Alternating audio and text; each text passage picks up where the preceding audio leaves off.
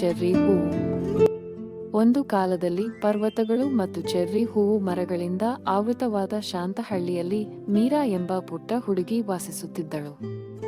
ಒಂದು ಬೆಳಿಗ್ಗೆ ಮೀರಾ ಅತ್ಯಂತ ಎತ್ತರದ ಮರದಿಂದ ಬಹಳ ವಿಶೇಷವಾದ ಚೆರ್ರಿ ಹೂವಿನ ದಳ ಬಿದ್ದಿರುವುದನ್ನು ಗಮನಿಸಿದಳು. ಅದು ಸಣ್ಣ ಆಸೆಯನ್ನು ಪೂರೈಸಲು ಹೇಳಲಾಗಿದೆ. ದೃಢನಿಶ್ಚಯದಿಂದ ಮೀರಾ ದಳ ಎಲ್ಲಿಗೆ ಹೋಯಿತು ಎಂಬುದನ್ನು ಹುಡುಕಲು ಒಂದು ಸಣ್ಣ ಸಾಹಸಕ್ಕೆ ಹೊರಟಳು. ದಾರಿಯುದ್ದಕ್ಕೂ ಅವಳು ಮಾತನಾಡುವ ಸಣ್ಣ ಹಕ್ಕಿಯನ್ನು ಭೇಟಿಯಾದಳು. ಅದು ಅವಳಿಗೆ ಸಹಾಯ ಮಾಡಲು ಮುಂದಾಯಿತು. ಹೊಳೆಗಳು ಮತ್ತು ಹುಲ್ಲುಗಾವಲುಗಳನ್ನು ದಾಟಿದ ನಂತರ ಮೀರಾ ಮತ್ತು ಪಕ್ಷಿ ಎರಡು ಬಂಡೆಗಳ ನಡುವೆ ದಳ ಸಿಲುಕಿಕೊಂಡಿರುವುದನ್ನು ಕಂಡುಕೊಂಡಳು. ಮೀರಾ ಮುಗುಳ್ನಕ್ಕೂ ಒಂದು ಸಣ್ಣ ಆಸೆಯನ್ನು ಮಾಡಿದಳು. ನನ್ನ ಹಳ್ಳಿಯಲ್ಲಿರುವ ಪ್ರತಿಯೊಬ್ಬರೂ ಸಂತೋಷ ಮತ್ತು ಆರೋಗ್ಯವಾಗಿರಬೇಕೆಂದು ನಾನು ಬಯಸುತ್ತೇನೆ.